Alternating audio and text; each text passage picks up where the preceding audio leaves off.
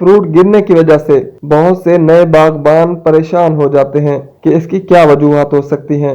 आज की इस वीडियो में हम आपकी परेशानी का हल निकालेंगे। आपको बताएंगे कि सिट्रस फ्रूट क्यों गिरते हैं, उनकी 4 वजूहत के बारे में आपको बताएंगे।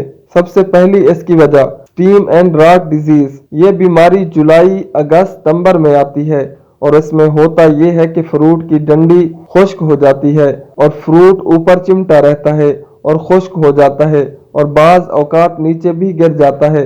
इसको कंट्रोल करने के लिए आप स्ट्रोबन या जोल फैमिली के स्प्रे करें। दूसरी वजह फ्रूट फ्लाई की वजह से केरा। फ्रूट फ्लाई से भी बागात में फ्रूट का केरा लग जाता है। पौधे पर लगे फ्रूट पर जब भी फ्रूट फ्लाई डंग मारती है तो वो फ्रूट ऊपर लगा ही पीले रंग का हो जाता है।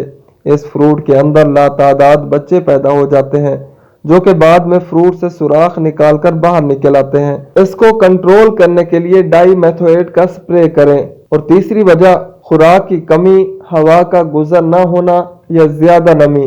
बागात में अक्सर किसान भाई चारा या दूसरी फसलें काश्त करते रहते हैं जिस वजह से जरूरत से ज्यादा पानी या फिर ऊंची कद वाली फसलें बाजरा, सूरजमुखी वगैरह जिनसे बागात में हवा का गुजर कम हो जाता है और बाज औकात खुराक की कमी की वजह से भी फ्रूट गिरने लग जाता है। इसको कंट्रोल करने के लिए बागात में फसलों से इज्तनाब किया जाए। फ्रूट गिरने की चौथी वजह सन बर्निंग। सन बर्निंग की वजह से भी फ्रूट पीला होकर गिर जाता है।